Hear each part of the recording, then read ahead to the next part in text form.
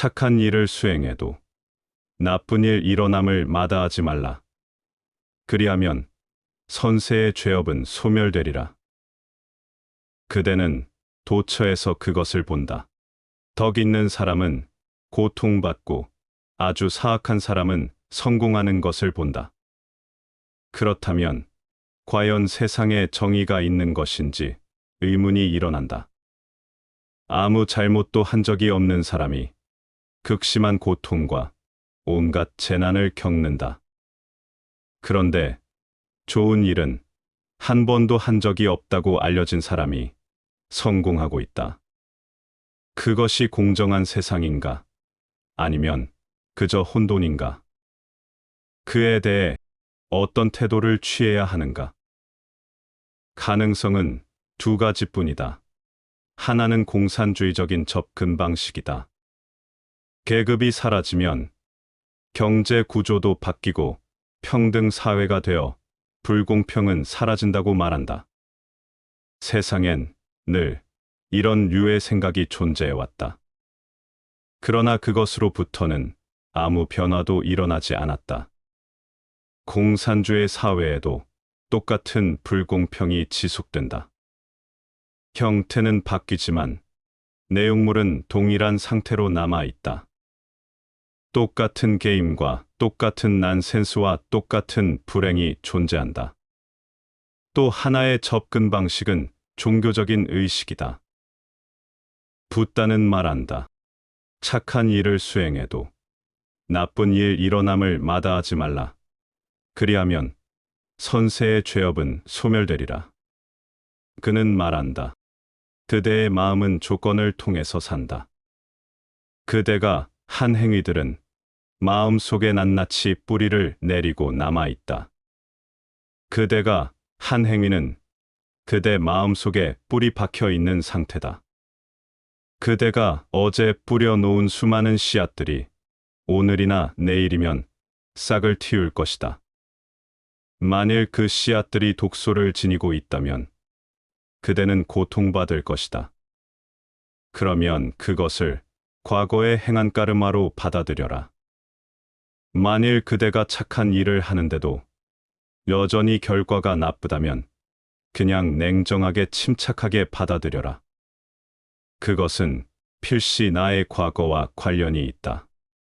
나는 그것을 수용해야 한다는 자세를 가져야 한다. 소리치며 불평을 터뜨려도 소용이 없다. 그대는 냉정함을 잃어선 안 된다.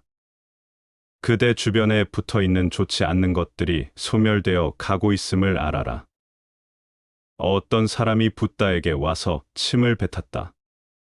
붓다는 손수건으로 얼굴을 닦았다. 그의 제자인 아난다가 몹시 흥분하여 말했다. 지시만 해 주십시오. 이 사람에게 자신이 한 짓을 보여주겠습니다. 붓다가 말했다. 흥분하지 마라. 분명 전생에 내가 그에게 잘못한 일이 있을 것이다. 그는 그것을 되돌려 주었다. 이 사람과의 일은 끝났다. 당신은 그것을 되돌려 준 것이오. 이제 우리는 평등하오.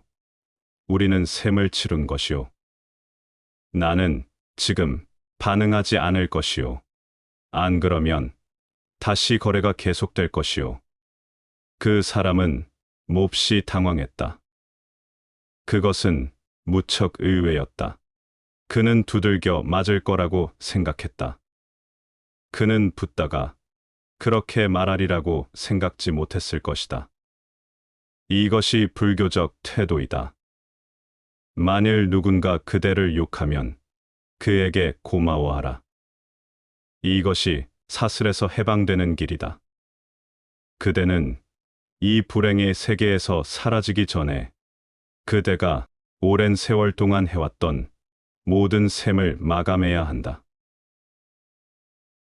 둘이 아닌 것과 같이 하나도 없으면 묵화의 바람은 실로 시원하네. 이 평안, 이 침묵, 침착함과 균형에 이르게 되면 아무것도 그대를 어지럽힐 수 없다. 누가 그대에게 침을 뱉어도 그대는 동요되지 않는, 파도치지 않는 상태에 머문다. 누가 그대를 욕해도 아무렇지 않다. 그대는 마치 아무 일도 없었던 것처럼 존재한다. 그대가 거울이 되면 사물들이 비쳤다가 사라지나 그대는 그 반영들에 손상되지 않은 채 남는다. 그대가 세상의 모든 것들에 집착하거나 연연해하지 않게 되면 그대의 순수성은 절대적인 상태로 남는다. 그러면 세상과 실체가 둘이다, 혹은 하나다, 그렇게 말할 수 없다. 모든 이중성은 마음의 창조이고 집착이 만들어낸 것이며 집착된 마음이기 때문이다. 집착이 없으면 이중성도 없다. 뭔가를 바랬는데 그 일이 일어나지 않았다면 이중성이 생겨난다. 모든 것을 일어나는 그대로 편안히 맞이할 수 있다면 어디 이중성이 있겠는가? 풍요가 찾아오면 풍요를 즐기고 어느 날 가난해지면 가난을 즐긴다. 만일 그대가 일어나는 일체를 즐길 수 있다면, 장미를 즐기면서 가시를 문제 삼지 않는다면 어디에 이중성이 있는가? 그때 마음은 비이중성이 된다. 그때 내면에는 일체의 조각들이 사라지고 광대한 하나가 일어난다. 그렇지만 그것은 하나라고도 부를 수 없다. 둘이 아닌 것과 같이 하나도 없으면 묵화의 바람은 실로 시원하네. 왜?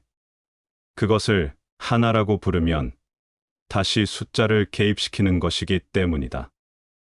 그것은 다만 존재할 뿐이다. 둘도 아니고 하나도 아니다. 거기엔 이것이다, 저것이다라고 한계 지을 길이 없다. 묵화의 바람은 실로 시원하네. 이것은 아름다운 성명이다. 모든 것이 하나일 때, 즉 풍요와 빈곤, 실패와 성공, 젊음과 늙음, 탄생과 죽음, 모두가 하나일 때 위대한 서늘함이 일어난다. 붓다 가까이에 가면 서늘함을 느낄 것이다. 히말라야 산 속에 있는 시원한 샘물처럼. 그리고 그대는 목마른 여행자, 고단하고 지친 목마른 여행자이다. 그런데 수정처럼 맑은 시원한 물웅덩이를 만난다. 그렇다. 바로 그것이 붓다이다. 모든 지친 이들, 고단하고 목마른 이들을 위한. 왜 사람들은 죽은 후에 부처를 부르는가? 이제 그는 불평도 하지 않고 사람들을 성가시게 하지 않기 때문이라네. 붓다는 떠나누라야 더욱 많은 대중들에게 받아들여진다는 점이다. 그가 살아있을 때는 선택된 극소수의 사람들만이 그를 받아들인다. 살아있는 붓다를 접하려면 용기가 필요하다. 살아있는 붓다는 그대를 변용시키려 하기 때문이다. 사람들은 변용을 얘기하지만 아무도 변용되고 싶어 하지 않는다. 그들이 정말로 원하는 건 약간 더 아름다운 장식을, 약간 더 세련됨을. 그들은 변용을 이야기하지만 그 낱말의 의미를 이해하지는 못한다. 변용이란 십자가에 못 박힘과 부활을 의미한다. 변용이란 지금의 그대는 죽고 무엇이 일어날지도 모르며 누가 태어나고 어떤 식으로 존재할지도 모르는 그대가 태어나는 것을 의미한다. 한 가지 분명한 건 지금의 그대와는 같지 않을 것이라는 사실이다. 그리고 붓다에게 가까이 끌리게 되면 수많은 문제들이 발생한다. 그것은 성가심이다. 그는 끝도 없이 그대를 성가시게 한다. 그는 그대가 어떤 것에 매달리도록 가만 놔두지 않는다. 그는 끝도 없이 그대를 밀고 밀고 또 민다. 그대를 파괴하기 전까지는 결코 멈추지 않는다. 진리는 모순적이다. 그리고 붓다는 살아있는 모순이다. 그대는 뭔가에 매달리고 싶어 한다. 그대는 안락을 추구하고 있다. 그런데 붓다는 그대의 안락을 염려하지 않는다. 그는 진리를 중요시한다. 불성은 진리의 가장 고귀한 해답이다. 그러나 그 고귀하고 위대한 해답은 모순적일 수밖에 없다. 그것은 양극단을 담아야 하기 때문이다. 왜 사람들은 죽은 후에 부처를 부르는가?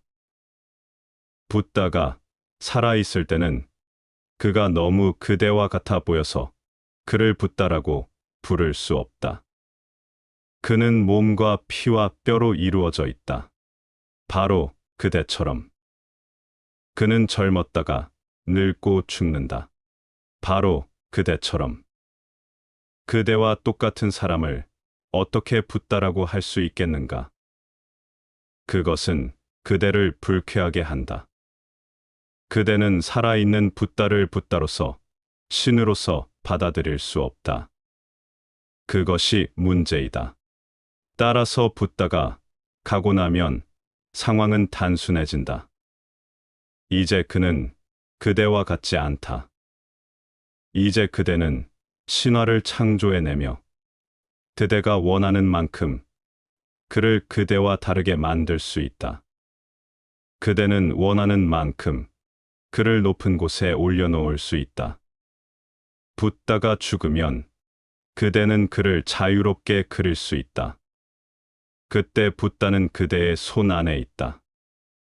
그가 죽으면 그대는 상상대로, 생각하는 대로 그의 외관을 만들 수 있다. 왜 사람들은 죽은 후에 부처를 부르는가? 이규는 농담한다. 그는 말한다. 이제 그는 불평도 하지 않고. 붓다들은 끝도 없이 투덜댄다. 이것은 틀렸다. 저것은 틀렸다. 이것을 바꿔야 한다. 저것을 바꿔야 한다는 점에 있어서 그들은 끝도 없이 그대의 삶을 탈바꿈시키는 법을 말한다. 그들은 그대가 잘 자고 좋은 꿈을 많이 꾸도록 놔두지 않는다. 그들은 불평한다. 그들은 꼬치꼬치 그대의 인생을 참견하고 이것을 해라. 이렇게 살아라. 깨어나라고 말한다. 그대는 그토록 황홀한 꿈을 꾸고 있는데 따라서 죽은 상태에서는 붓다를 인정하기가 쉽다. 그는 그대를 붙잡지 않을 것이다. 그대는 그를 위해 아름다운 거처를 만들고 그를 숭배할 수 있을 것이다. 붓다들이 죽고 나면 사람들이 그를 위해 큰 절을 짓는 까닭은 위대한 종교가 탄생하고 거대한 창립과 숭배, 그리고 셀 수 없이 많은 책들이 쓰여진다. 그런데 그들이 살아있을 때는 그들을 십자가에 못 박고 독살하고 욕하고 또는 그들에게 돌을 던진다. 이 인간은 결코 살아있는 붓다를 존경하지 않는다. 죽은 사람들만 존경한다. 이 인간은 죽음을 존경한다. 생명을 존경하지 않는다.